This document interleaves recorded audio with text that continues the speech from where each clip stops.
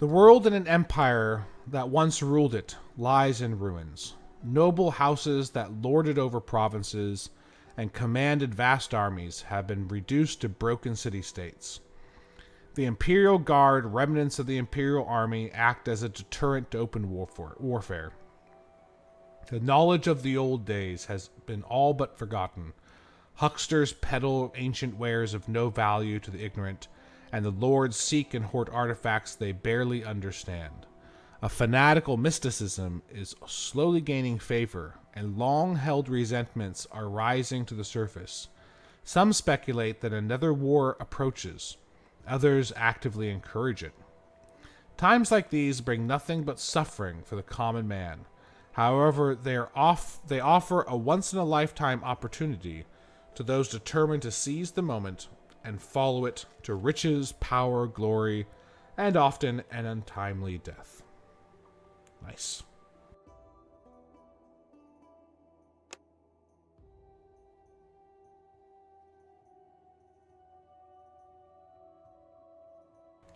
Your adventure starts in Teron, a small, crumbling town far away from the main tracks of travelers and caravans. It's been dying for the last 100 years or so, kept alive only by the combined efforts of its inhabitants. Broken stonework has been replaced by makeshift wooden construction, creating the impression that a new town is slowly emerging from the ruins of the old one. Much like Teron, the noble house controlling this town has seen better days. Before the war that toppled the Empire and the devastation that ensued, House Daratan was one of the most powerful houses, but that was then and times have changed.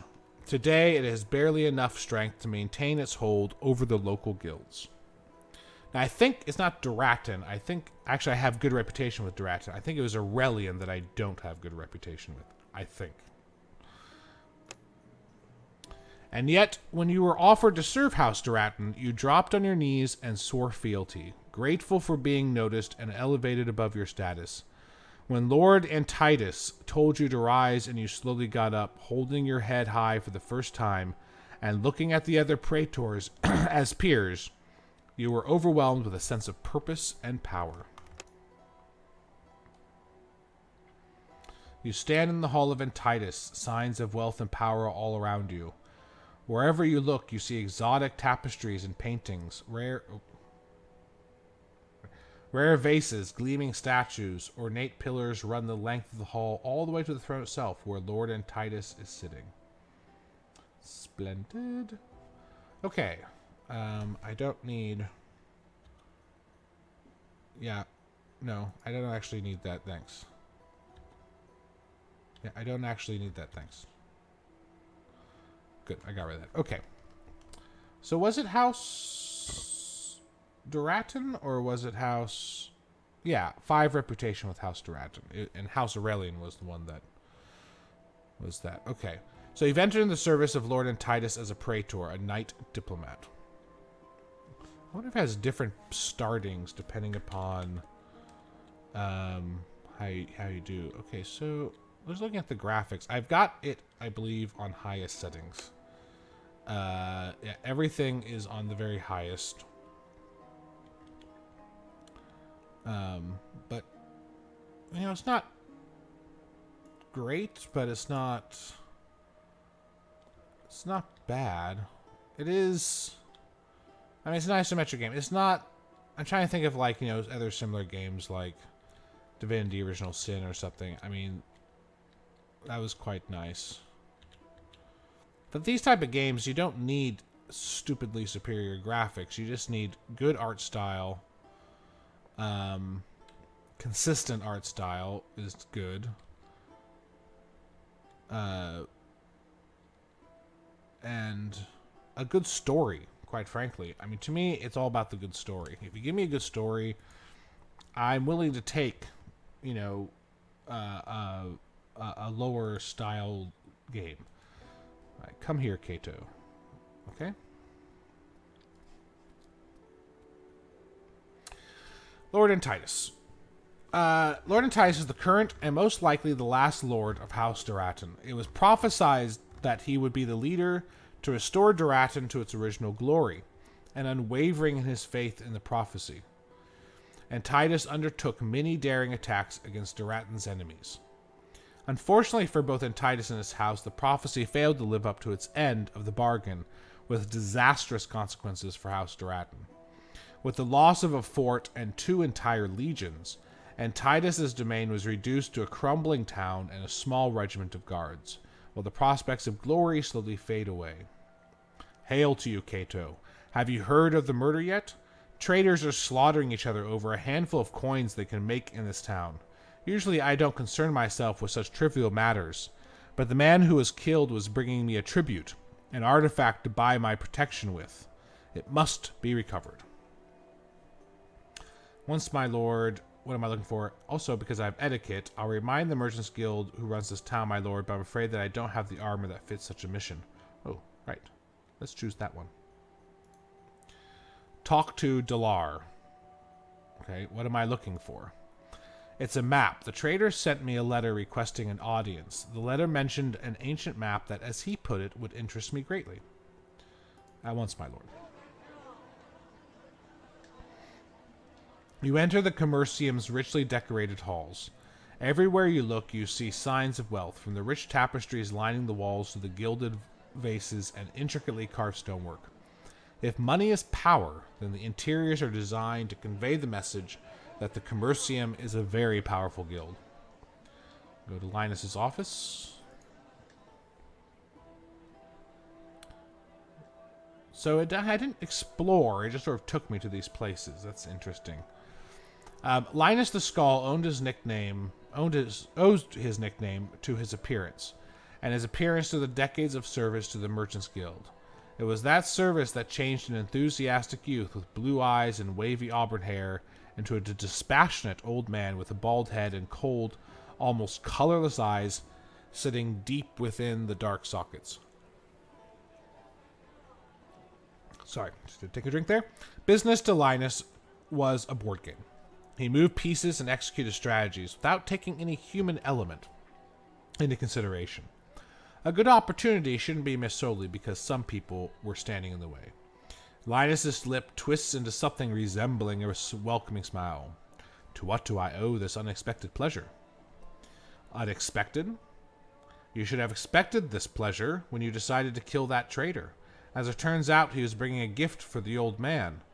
And Linus interrupts. And he wants it back. I understand. I'll have it delivered to Lord Titus within the hour. Anything else I can help you with? Well, he seems rather that's too easy. Lord Titus wants to make it a memorable experience. A lesson must be taught. No, okay.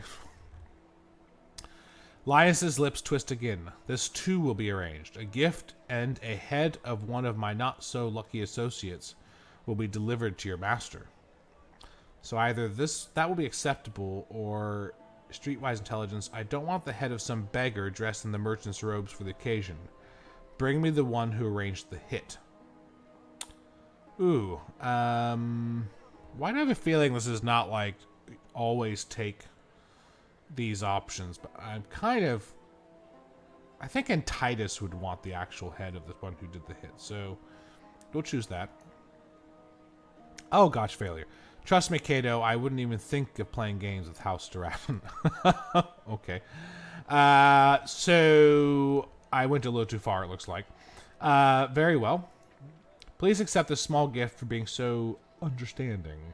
You gained 150 Imperials. What are friends for, Linus? Ooh, okay. So I've returned back now to Lord Titus, it looks like. Well done. Linus delivered the map himself, along with a generous gift and some poor bastard's head. Looks like the message hit home. You're an efficient man, Cato. With the right guidance, you will go far.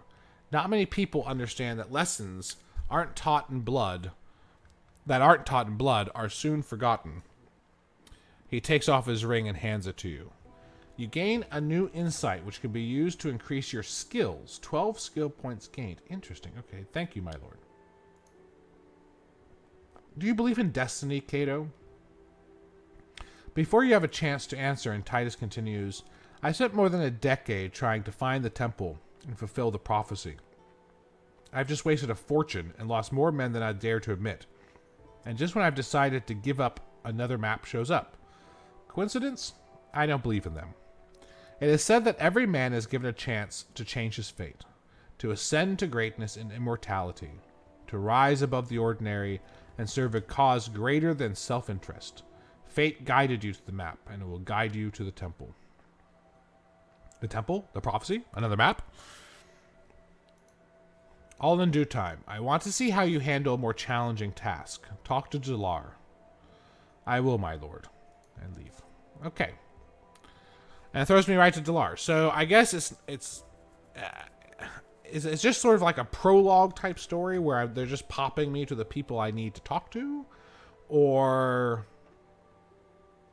surely I actually walk about. I guess they just, I don't know. This part seems strange to me. Just a little odd. I don't mind it. So far I'm interested in the story. It just seems a little different.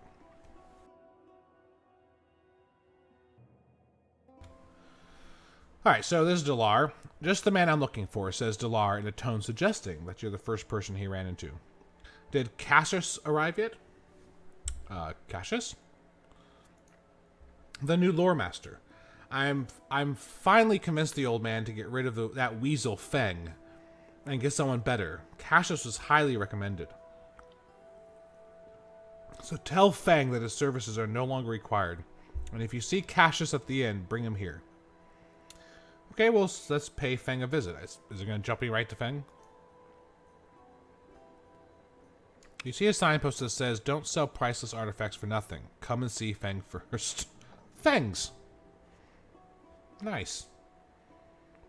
I need to move this because I have... I don't know if I probably can move it.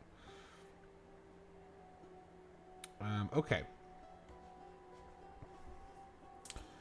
I'm just going to pause briefly the microphone because I need to change my one setting because I'm getting something blocked with the streaming thing here. Alright, sorry about that. I just, this little window down here with the little dialogue window thing is getting upset by the thing, but I don't know if I can change... Oh, I can. Okay, we're just going to make that a little bit bigger. Okay. Alright. So I guess I'm going to Feng's. So, okay, don't... Okay, yep. That guy I can't really talk to. So let's go through the door.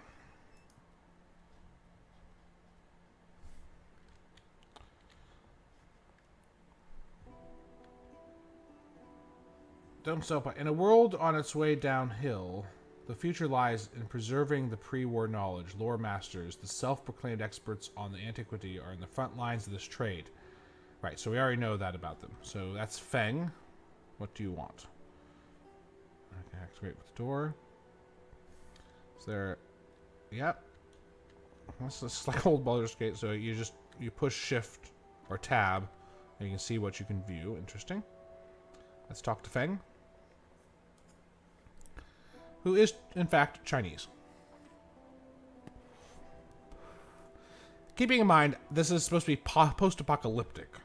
So, while it's Roman, I think it's supposed to be like, you know, post-apocalyptic Earth, like post our time. Whatever. Feng came to Teron with a caravan 2 decades ago. Nobody knew where he came from or why, but he had the bitterness of a man soured by the memory of the life he lost. He was well versed in languages and the antiquities, but the town already had a lore master. Fortunately for Feng, this lore master soon fell sick and passed away. Fortunate? Why do I think that Feng probably did away with him?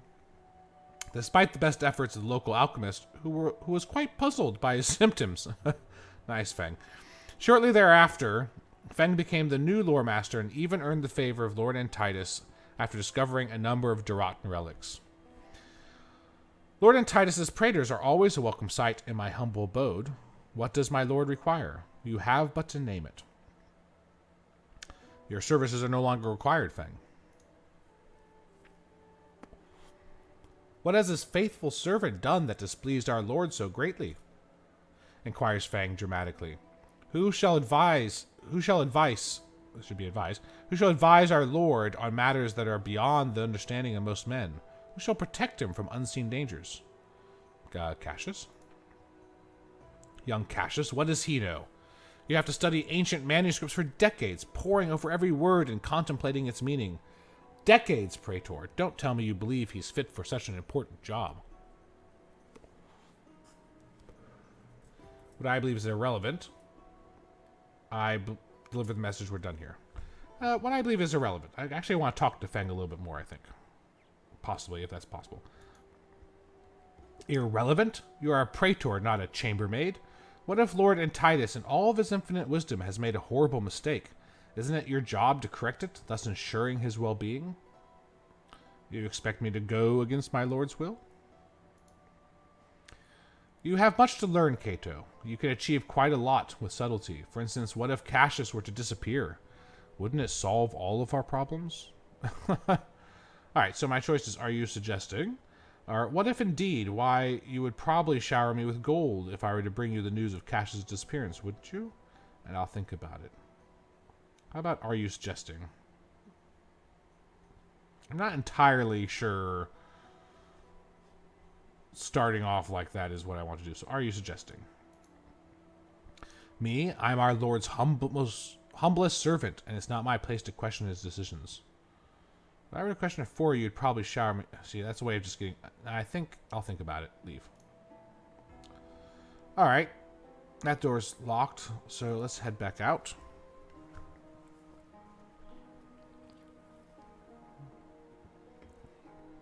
I assume there is a map. In fact, this map button is now open. So 40 hit points, 8 action points. Okay, so Teron. Gloria Filiorum Patris. Palace, the healer, the boatman, inn, merchant's plaza. There's Fang, tavern, gate, barracks, shanty town. That's the local map. What's the world map look like? Oh my. Okay, that is so like Baldur's Gate. So here's Teron. Oh, interesting. Okay, so meteorites. This looks like was a waterway. Is that must be a river? It's a road. And that is the map. Okay, so I want to go. What's my next bit of my journal here? Find a way to get rid of Cassius, Feng's rival, or take him to Delar. He should be waiting at the end, so I can do one or the other. Okay, so quests, techniques. Oh. Ew. Oh, I've learned these things. I see. Items. I don't have any factions. Right, those are all my factions.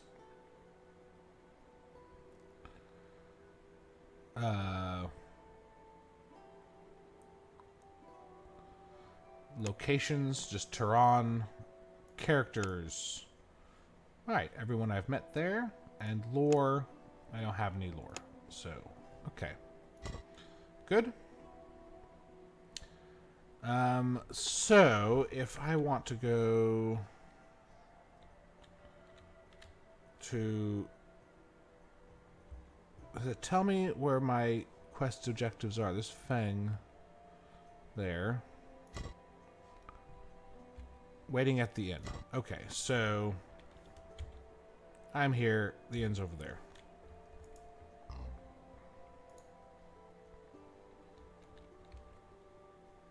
Those vines look great for climbing. Oh. Oh.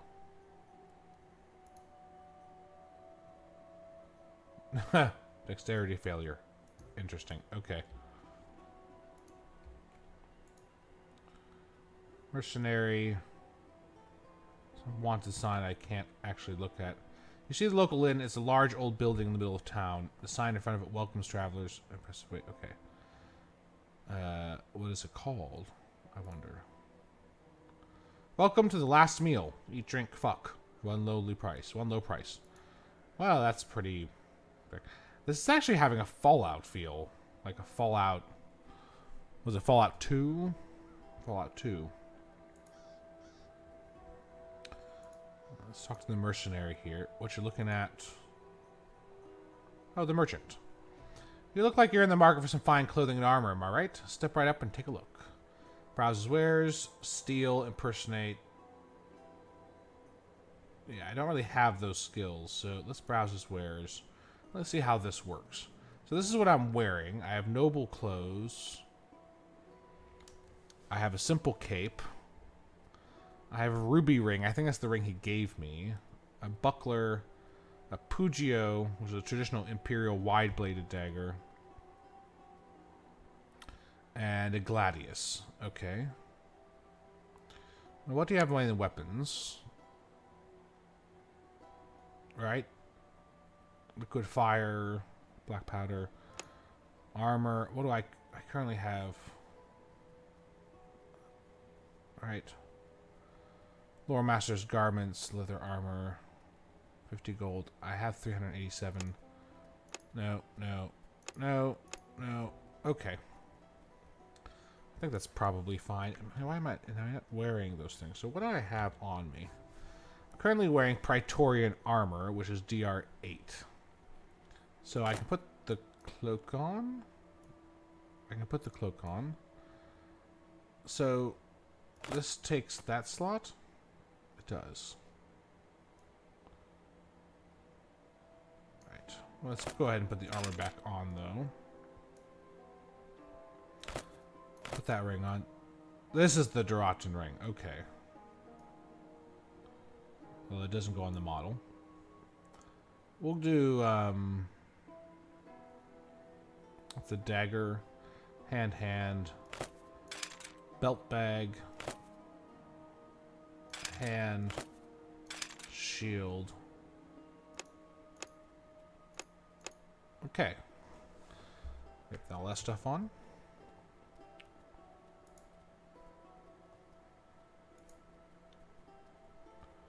Join the army. Right. Door.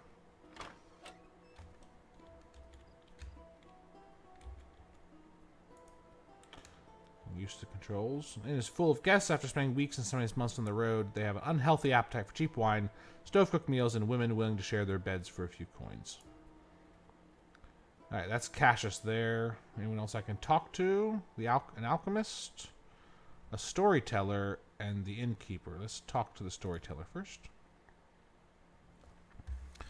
You see the inn's patrons begin to gather around a strangely garbed man who paces in circles, muttering. A murmur of expectation runs through the room, and sure enough, the man stops his pacing, turns, and with a dramatic flourish cries out, "A tale!" All are quiet now, but the man's rich, deep voice rolls out to fill the silence. A tale for tonight's entertainment, and what a tale! History itself will unfold before your very eyes. A tale of mystery and wonder. Come one, come all. Listen. All right. Let me take a drink before I start the tale.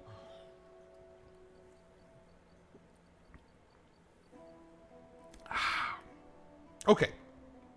Stay and listen.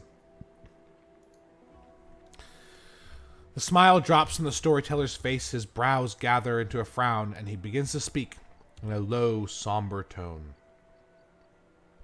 The great war raged across the empire, the frenzied Cantari burning and looting their way across the land, our brave legions fighting to stem the tide. But though they could hold the Cantari themselves, even they were no match for the terrible demons the Cantari had brought with them from their homeland. Our loyal soldiers were slaughtered by the thousands. The Emperor's magi sought to counter the terrible might of the demons with their magics. But even though they worked feverishly to devise new spells, it was of no use. The demons shrugged off every incantation the magi hurled at them. Desperate for a solution, the Emperor summoned Abu Hassan ibn Hadal al-Sarabi, the first of the magi, to his side in the holiest of chambers, deep under the palace. "O learned one, tell me," said the Emperor, "tell me what you have found. You have found a solution, O wisest of my servants. Tell me that you have discovered some weakness in the accursed Cantari demons. Tell me how we can destroy these monsters who feel no pain no fear and never tire or rest. And Abu Hassan ibn Haddad did stroke his beard gravely. The storyteller stops to mime Ibn Haddad's gestures, folding his arms, looking thoughtful, and stroking an imaginary beard to the chuckles of the audience before continuing. Except that, of course, he has a beard, so it wouldn't be imaginary now, would it? And said to the emperor, "We must seek allies." The emperor looked at Ibn Haddad in bewilderment. Allies? What allies can we call upon? The empire stretches from coast to coast. All men except the steppe nomads rally to fight under my banner. There are no more allies to call on. Mortal allies, yes, but there are other worlds than this one, my emperor, higher than the eye can see and further than any man can travel. There are strange and bewildering realms, realms for which the rigid laws of our reality are merely suggestions. If we could persuade the beings who reside in those realms to come to our aid. The emperor sat for a moment, considering, but always he returned to the inescapable truth that the empire was dying around him. How many of these beings would answer our call, and would they be enough? The demons are terrible in their power. I have stridden the paths of the future in my dreams, and I have seen 3 who would come to our aid. Together their might is a match for the demons, answered Ibn Haddad confidently. The emperor cast his hands into the air, hope alight in his face for the first time. Truly the world is wondrous. You have my blessing, Magus, to go forth and call upon these allies. All the resources of the empire are at your disposal. Ibn Haddad returned to his tower and once again traveled the paths of the future. For 3 days and 3 nights he quested. When at last he emerged, he summoned a great conclave of his brothers. There he ordered them to build a great doorway, a path into the realm that can't be reached by land or by sea. Working together, the Magi built the doorway that would have taken mortal men months in mere weeks, though many died of the exertion. When it was done, Ibn Haddad blessed the doorway himself and ordered one of the brothers through as an emissary to the other realms. Patiently they waited for their emissary to return, and return he did a day later. But when they attempted to talk to him, he seemed unable to recognize anyone and had lost the very power of speech itself. Undeterred, Ibn Haddad sent forth another emissary, and then a third, when the same fate befell that one, but it was no use. None could speak of what they had seen through the doorway. I think this doorway, isn't that House Cassis was responsible for the doorway, so they must have been some of the Magi that were working with Ibn Haddad. At last Ibn Haddad sent them away and returned to his tower, to travel the paths of the future one last time. When he returned to his brothers, he appeared visibly aged, bent, leaning on his staff of office. But he had an answer. He had his brothers forge him a helmet of the finest crystal, weaving potent magic through and around it. Then Ibn Haddad did take the helmet and place it upon his own head, and though his brothers begged him not to, did stride through the gate himself. The storyteller stops for a moment, surveying his audience. All eyes are on him, the audience held rapt by his story. He smiles slightly and continues. For 7 days and 7 nights his brethren held vigil before the doorway.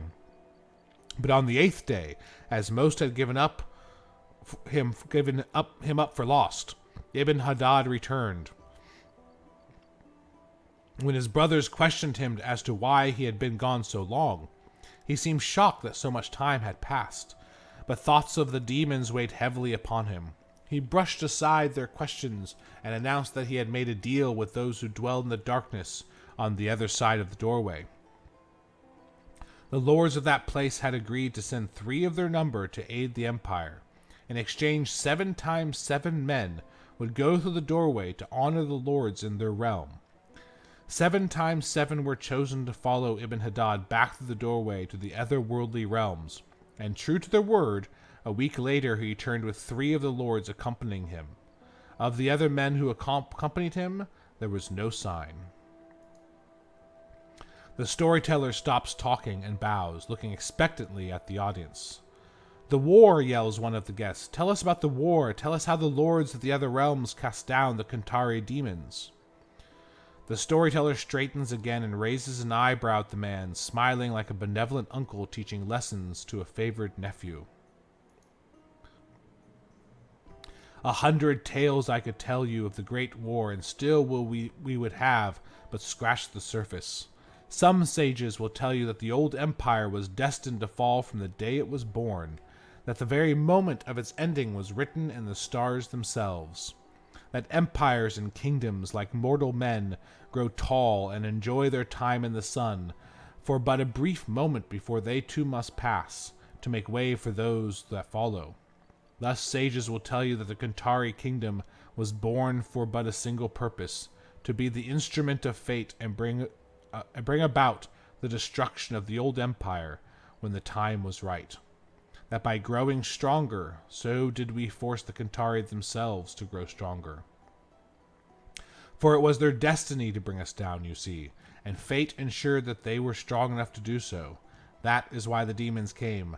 Our legions could hold the savage Kantari at bay, but even they couldn't fight fate, couldn't fight the demons who shrugged off blade and arrow, who slaughtered all those who were sent against them, countless lives.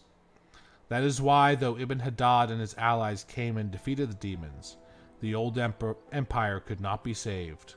The old empire had already fallen, for that was always her fate, to die there that day in blood and fire. So I have 3 questions I can ask. Do you really believe in demons? Do you believe they are the reason the empire fell? What can you tell me about the Kantari? Were they really bloodthirsty savages, as the stories say? What can you tell me about these lords that came with Ibn-Hadad? That's actually the one I'm most interested in. Let me ask about the lords. Much has been written on the subject of the High Lords. Too much, I'd say. The accounts contradict each other. The High Lords were here. No, they were there. No, they did this and that. One even begins to suspect that many of the authors weren't actually present at the events they speak of with such authority. Ha! So how did they defeat the Kantari then? Surely there must be some agreement on that. What did they do that our legions and magi couldn't? On that the stories are silent. They talk at length on the powers of the High Lords. That Gla'ath the Dreamer could shape reality as easily as you or I run our hands through water. That wherever Bar Hathor the Flame Walker went, the ground itself burned in his wake and flowed like water. And that Thor Agoth was known as the Artificer, and he constructed devices such as we can but dream of, terrible engines and alien machines beyond the understanding of mere men. The stories are unanimous on these details, yes, but of how the High Lords actually defeated the Kantari demons, I am afraid they are silent. Perhaps only Ibn-Hadad, first of the Magi, knew that. Well, some of these names, they're using some names from just like Hathor, like in Bar Hathor. Hathor, that's an Egyptian goddess of fertility and love. And Thor, of the Thor Agoth, that's the Egyptian god of wisdom, intelligence, I think, was it fate as well? He had the ibis head. Gla'ath, I don't recognize that name. And Agoth and Bar, Bar could be anything. Alright, so, what can you tell me about the Kantari? Were they really bloodthirsty savages, as the stories say?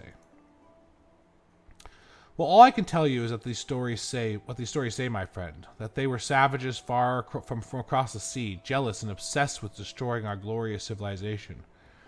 What more could you expect from a race that worshipped demons?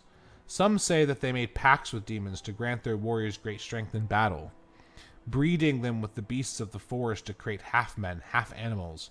I shudder to imagine it. And shudder he does, shaking himself with an expression of horror on his face. It's convincing enough that you almost believe it wasn't rehearsed. Almost. So these savages and animal men, they defeated the might of the old empire. Do not dismiss them, my friend. They numbered in the tens of thousands, for all their lack of sophistication, and they brought their magi and their demons with them. As I said, it was their destiny to destroy the empire, and our destiny to fall. You cannot fight your fate. Intelligence. Oh. Fate usually works in subtler ways than sending a fleet of savages, magi, and demons to your shores, does it not? Well, I suppose, yes, you are right. But then again, how often does fate bring to a close the story of an empire such as ours was, unmatched in all the world? He raises his voice and flings out his arms at this, looking around to see if anyone appreciates the gesture. But the inn's patrons have gone back to their tables and pay him no more attention. He drops his arms, disappointed, then turns back to you. Look, I will give you that the story has some flaws in it. I recall a most unusual drawing in Lord Gallius's library, for example. It showed a town being built by slaves. The strange thing about it was, in one corner, it showed our builders and the architects directing them, holding plans and measuring instruments. But in the other corner, well, there appeared to be Centauri, builders like our own, if you can believe that. Are you sure it was the Centauri?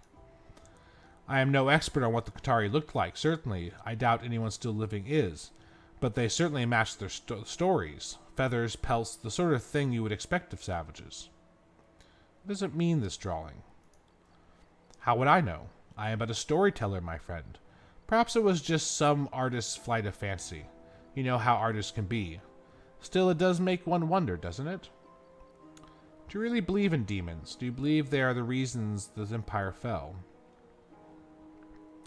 The storyteller smiles at your question, turning to accept a drink the innkeeper brings him. Raising the flagon in salute of his host, he throws his head back and drinks deeply. After a... Oh, that's a good idea. 1 second. Okay. After a long moment, he stops, sighs contentedly, then turns his attention back to you, wiping the foam from his mouth.